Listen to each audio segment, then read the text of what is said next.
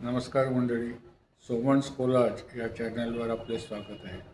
आज मी तुम्हाला एका पुस्तकाचा परिचय करून देणार आहे. पुस्तकाचे नाव आहे कंबोडायन. कंबोडिया हा देश व त्यातील अंकोरवाट हे प्रसिद्ध मंदिर याविषयी मराठीतले हे पहिलेच पुस्तक आहे. अतिशय रसाळ आणि खुसखुशीत हृदयंगम भाषेत हे प्रवास वर्णन लेखकाने केलेले आहे. अवश्य वाचावे असे आहे.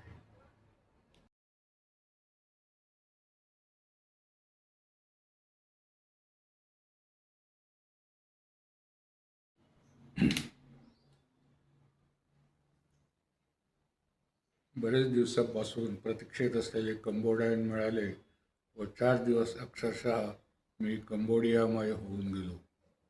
17 तासांच्या अंतरावर असलेल्या अमेरिकेविषयी आपणास माहिती असते, पण 7 तासांच्या अंतरावर असणारा कंबोडिया देश कुठे आहे हे मात्र आपल्याला नकाशावर शोधावे लागते.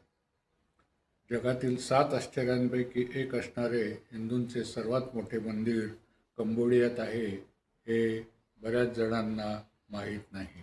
अशा कंबोडियाविषयी श्री वाळेकर यांनी मराठीत प्रवास वर्णन लिहून फार मोठी मौलिक भर घातली आहे. आजकाल प्रवासी कंपन्यांमुळे कंबोडियाचे नाव थोडेफार तरी माहीत झाले आहे. 1.5 कोटी लोकसंख्येच्या या देशात दरवर्षी 40 लाख पर्यटक भेट देतात. ज्यांना आधुनिक स्थापत्यकलेपेक्षा ऐतिहासिक स्थापत्यकलेत रस असेल त्यांनी कंबोडियाला भेट देणे अनिवार्यच आहे. कारण कोणतीही आधुनिक साधने आजच्यासारखी संगणक किंवा कॅडकॅम इत्यादी किंवा यांत्रिकी अवजारे उपलब्ध नसताना एवढी मोठी बांधकामे त्यांचे प्लॅनिंग डिझायनिंग कसे केले असेल याचे आश्चर्य वाटते. यापैकीच एक मंदिर म्हणजे कंबोडियातील मंदिर समूह हा आहे. कंबोडियाला मंदिरांचा देश असेही म्हटले जाते. किती असावी? या लहानशा देशात 1080 मंदिरे अधिकृत म्हणून घोषित झाली आहेत. त्यापैकी जवळपास निम्मी फक्त सियाम रिप या शहराच्या आसपासच आहेत. एकूण मंदिरांचा आकडा 3000च्या पुढे जातो. दक्षिण भारतातल्या स्थलांतरितांनी खमेर साम्राज्याची स्थापना केली. 9व्या शतकानंतर बरीच धार्मिक स्थित्यंतरे झाली. हिंदू सम्राटांनी बौद्ध धर्म स्वीकारला. काहींच्या वंशजांनी पुन्हा हिंदू धर्म स्वीकारला. पण सर्वच राज्यकर्ते सहिष्णू असल्याने सर्व मंदिरे सुस्थितीत राहिली.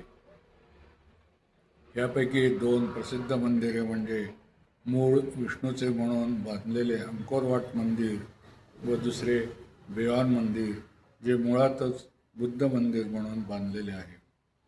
येथील बहुतेक मंदिरे निद्रिस्त आहेत, कारण बहुतेक मंदिरांच्या गर्भगृहात मूर्ती नाहीत. युरोपातल्या चर्चेसच्या भव्यतेचा आपण नेहमीच उल्लेख करतो, पण अंकोरवाट किती भव्य आहे. 500 एकरच्या क्षेत्रफळात हे मंदिर आहे. मंदिराच्या 4ही बाजूनी कालवा बनवला आहे. कालवा ओलांडून मंदिराच्या पहिल्या गोपुरापर्यंत जो पूल आहे तोच 250 मीटर लांब आहे. संपूर्ण मंदिराला विळखा घालणारी दगडी भिंतीशिल्पाची 2 मीटर उंच आणि एकत्रित 4.5 किलोमीटर लांबीची चौकोनी सलग गॅलरी आहे. मुख्य मंदिराचा कळस तळापासून 223 मीटर उंच आहे. 12व्या शतकात हिंदू सम्राट दुसरा सूर्यवर्मन याने हे मंदिर बांधले. मंदिराची भव्यता, सुंदरता, त्याचा आराखडा, तेथील कोरीव काम, बारीकसारीक तपशील सर्वच अवाक करणारे आहे. लेखकाने म्हटल्याप्रमाणे अंकोरवाट हा लिहिण्याचा विषय नाही तर अनुभवण्याचा विषय आहे. अशा अनेक मंदिरांना लेखकाने भेटी दिल्या आहेत. ते सर्व मुळातूनच वाचावयास हवे. बकले चौमकग्रामच्या मूर्ती नसलेल्या शिवमंदिरात केलेला ओम नमः शिवायचा जप किंवा अंकोरवाटच्या मुख्य गाभाऱ्यात म्हटलेले विष्णू स्तोत्र याचे फार भावुकपणे लेखकाने वर्णन केले आहे. लेखकाने नास्तिक मी आस्तिक झाल्याचा उल्लेख केला आहे. मेबोन, बॉफोन, तापरोन, गद्देस्त्राय ही मंदिरे किंवा मानवनिर्मित असे 8 किलोमीटर लांबीचे तोंडले साप हे विशाल तळे ही काही प्रेक्षणीय ठिकाणे आहेत. सर्वात मन विषण्ण करणारे प्रकरण म्हणजे नरकद्वारातील निर्वाज्य हास्य. 1975 ते 1979 या कालावधीत पोल पॉट नावाचा क्रूरकर्मा शासक होऊन गेला. त्याने त्याच्या खमेर रूट्स या संघटनेद्वारा सारा देश ताब्यात घेतला. पूर्ण कंबोडिया एक मोठा तुरुंग बनला. त्याने केलेल्या नरसंहाराची कहाणी वाचताना अक्षरशः अंगावर काटा येतो. 1/3 लोकसंख्येचा त्याने संहार केला आणि जगाला काही पत्ताच नव्हता. अखेर व्हिएतनामी सैन्याने या क्रूरकर्म्यापासून कंबोडियाची सुटका केली. सर्वात आश्चर्यकारक गोष्ट म्हणजे हा क्रूरकर्मा पोल पॉट 1998 पर्यंत अगदी आरामात आणि निवांतपणे जगला.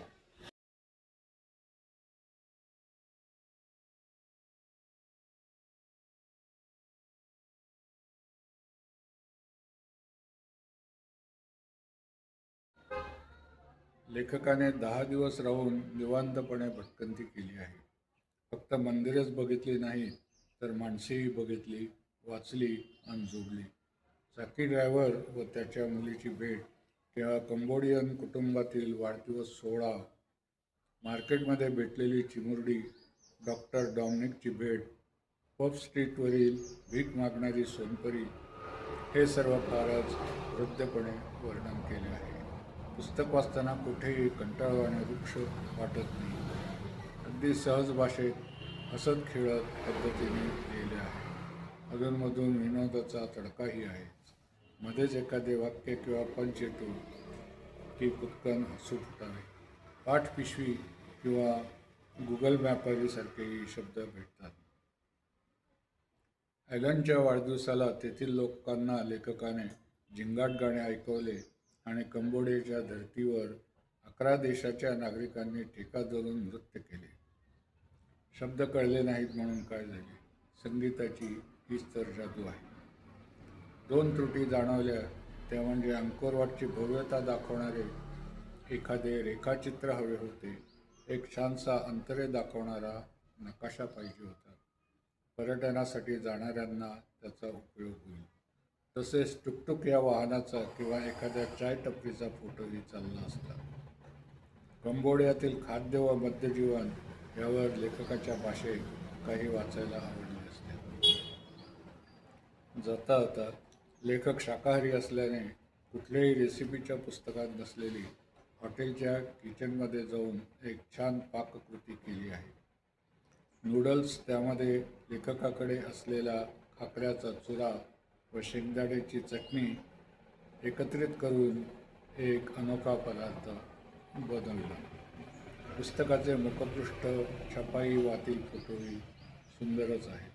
श्री वाळेकर यांचे हे पहिलेच पुस्तक आहे का माहीत नाही, पण असेल तर त्यांनी आता थांबवू नये. पुढील लेखन वाटचालीसाठी शुभेच्छा. अर्कोण चरण, खमेर भाषेत. धन्यवाद.